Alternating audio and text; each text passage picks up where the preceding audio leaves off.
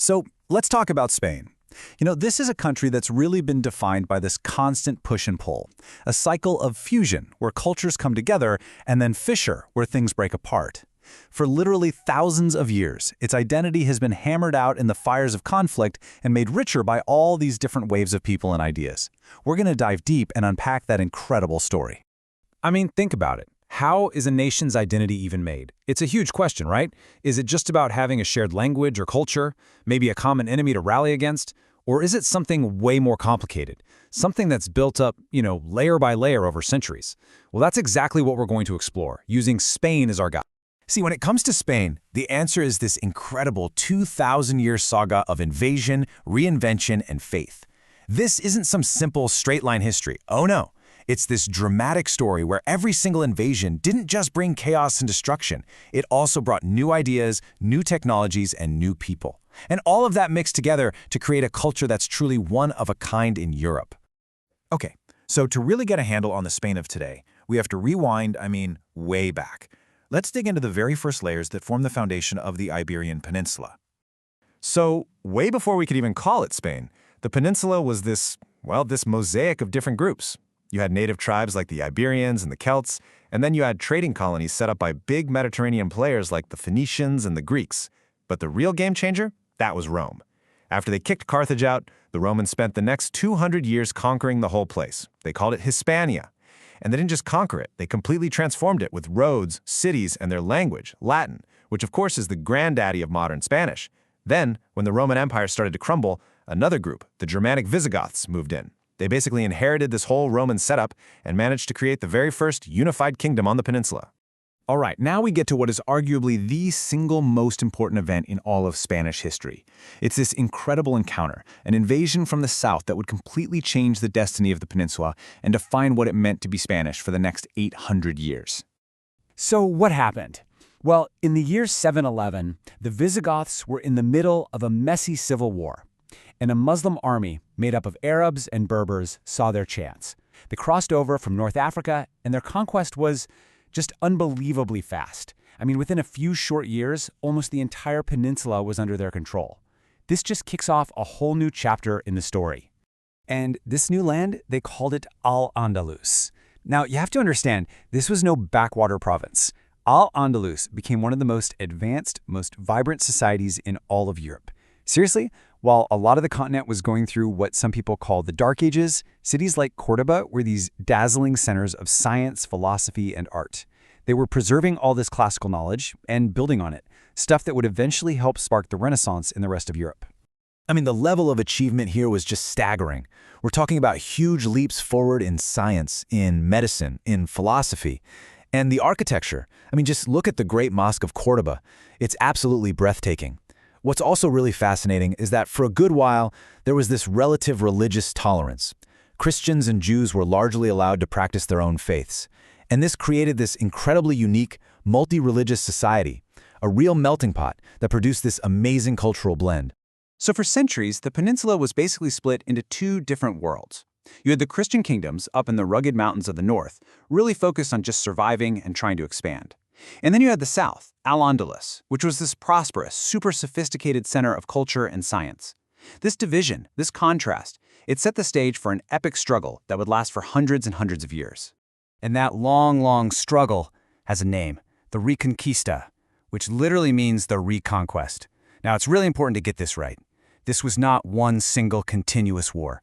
Not at all. Think of it more as a long, slow, grinding process that went on for almost 800 years. There were periods of intense, brutal fighting, yeah, but also long periods of peace, and even some really strange alliances as those Christian kingdoms bit by bit pushed their way south. Now, a big turning point came when the unified power of Al-Andalus began to fracture into smaller, weaker kingdoms. At the same time, the Christian kingdoms in the north were getting more organized and powerful. And then, in 1212, came the decisive moment. At the Battle of Las Navas de Tolosa, a big coalition of Christian armies won a huge, crushing victory. This battle basically broke the back of Muslim military power on the peninsula. And after that, the Reconquista kicked into high gear. So, as the Reconquista was finally drawing to a close, this new, unified Spain, it did something incredible. It didn't just focus on rebuilding itself. It turned its eyes outward, to the wider world. And in doing so, it was about to become the planet's very first global superpower. Okay, if you're going to remember one year in all of Spanish history, make it 1492. This year was an absolute game changer. I mean, three massive, world-altering things happened almost at once. First, the Reconquista officially ends with the fall of Granada, the very last Muslim-ruled territory. Second, to create a unified Catholic kingdom, the Jewish population is expelled. And third, and this is the big one, the monarchs agreed to sponsor a crazy-sounding voyage by a sailor named Christopher Columbus, a decision that would literally change the map of the world. Of course, Columbus's voyage didn't lead to Asia, it opened the door to a new world, the Americas. Spanish conquistadors poured in right after him, and within just a few decades, they managed to conquer the massive Aztec and Inca empires. The amount of wealth that started flowing back to Spain from these new colonies, we're talking mountains of silver and gold, it was just staggering. And it was this wealth that fueled Spain's rise to absolutely unbelievable power. And there's a famous quote that really captures the insane scale of this new empire. It became known as the empire on which the sun never set. And that wasn't just bragging. It was literally true. Think about it. They had territory in Europe, the Americas, and all across the Pacific. So somewhere in the Spanish Empire, the sun was always shining. It was just that big. And what do you do with all that money? Well, it funded an absolute explosion of art and culture. This period is known as Spain's Golden Age, the Siglo de Oro. And it gave the world some of its greatest masterpieces. You have the incredible, stunning paintings of artists like Velázquez, and of course the book that basically invented the modern novel, Don Quixote by Cervantes.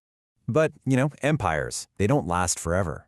And after hitting this incredible peak, Spain began a long, slow, and really painful decline.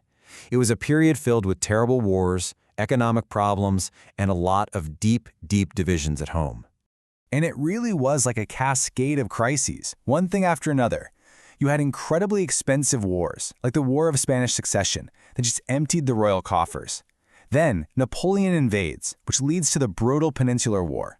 And while all of this is happening back home, what are the American colonies doing? They're seizing their chance to fight for independence. By 1825, almost that entire, vast American empire was gone. And to top it all off, the final, humiliating blow came in 1898, when Spain lost a quick war to the United States and had to give up Cuba, Puerto Rico, and the Philippines, its last big colonies. All that instability that had been brewing for over a century finally just boiled over in 1936 with the Spanish Civil War. This was an absolutely brutal conflict. On one side, you had the Nationalists, a right-wing group led by General Francisco Franco. On the other, you had the Republicans, a mix of liberals, socialists, and communists. And this wasn't just a Spanish fight, it became a dress rehearsal for World War II. Nazi Germany and Fascist Italy supported Franco, while the Soviet Union backed the Republicans. The whole country was torn apart. While Franco's side won in 1939, and that victory kicked off a dictatorship that would last for nearly 40 years. His regime was extremely authoritarian, ultra-conservative, and it was brutally repressive. Any political dissent was crushed. He also tried to force a single, centralized Spanish identity on everyone, suppressing unique regional cultures, like those of the Catalans and the Basques. But after all those decades of isolation and dictatorship, Spain's story takes one more incredible turn. It was about to go through this really remarkable transformation, rejoining the world as a modern, vibrant democracy. So here's how it happened. Franco dies in 1975. His chosen successor is King Juan Carlos I. Now, everyone expected him to just continue the dictatorship, but he did the exact opposite. In this totally stunning move, the king himself helped steer the nation toward democracy. And it happened fast. Within just a couple of years, political parties were legal again, they held free elections, and a brand new democratic constitution was approved. It was an amazing, peaceful transition.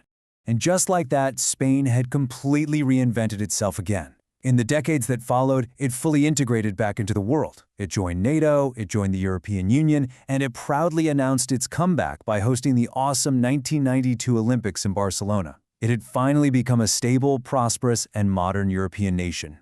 So when you look at the whole story, from Roman Hispania to the brilliant era of Al-Andalus, from a global empire that spanned the globe to a modern democracy, you see this incredible pattern of constant reinvention. And as Spain deals with all the challenges of today, things like economic issues or calls for regional independence, that one question that has defined its entire past is still just as important as ever. What does it really mean to be Spain?